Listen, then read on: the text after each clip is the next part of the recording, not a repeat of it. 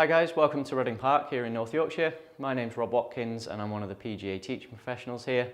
And today we're going to be talking about how to control your ball flight. So how to change your technique to hit it lower and also higher than your normal ball flight. And we're going to be using GC2 and HMT just to help show you how I'm doing that.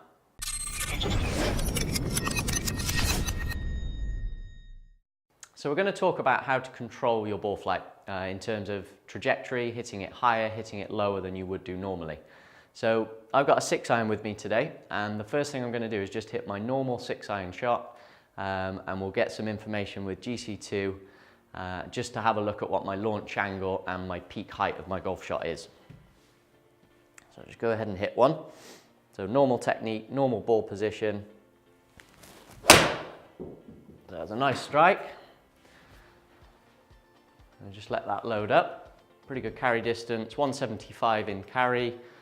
Launch angle, 15.4 degrees, and peak height of that shot was 27 yards. So pretty typical for me with a 6-iron.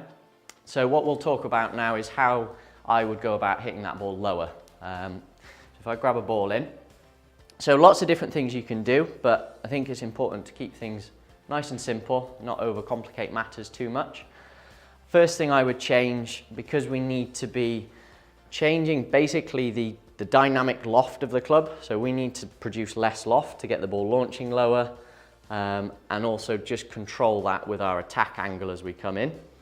And we just want to then make sure that maybe just the speed is reduced ever so slightly so that the ball won't peak quite as high. So first change I'm going to make just to help that would be ball position is going to go backwards in my stance a little bit, so I'm going to move towards my target, and that golf ball is now 3 or 4 inches behind the center of my stance. Second thing I'm going to do is to help me control the loft of the golf club is I'm going to just lean the handle slightly forward. So in my mind I almost feel like that now looks like a 5-iron or a 4-iron, and I'm going to ever so slightly just put an extra bit of pressure on my front foot. So I feel like I'm a touch ahead of the golf ball here, and all I'm going to try and do is swing at about 70–80%. So I don't want to hit this too hard, I'm just looking for it to go nice and low. So again, pretty good strike. That ball's just carried around the 150 mark. Data's just coming up now, so that's carried 151, so a bit shorter. It's launched at 11 degrees. And I just lost the peak height there actually, but we'll have a look in a moment at the data. Now if I was trying to hit the ball higher, I would essentially do a little bit of the opposite of what I've just done. Now you have got to be careful when you're trying to hit it higher, because it's quite easy to get almost over exaggerate things and start to hit the ground a little bit too much before the ball. So I'm just going to play that ball position slightly further forward in my stance than my standard ball position. I'm not going to lean back or lean the handle back, because I think that's going to give you quite a few issues. But what I am actually going to try and do is just before I grip the club, I'm going to very, very slightly open the club face just to help increase the loft of that golf club a little bit more. But of course now that might lose some directional control. So what I'm going to do then is just rotate my body and club until that club face is pretty square to target again. So the club's open to my body. The ball position is slightly further forward, and let's see if we can get a little bit more height. So there's a nice contact. Looks like it's gone a bit higher.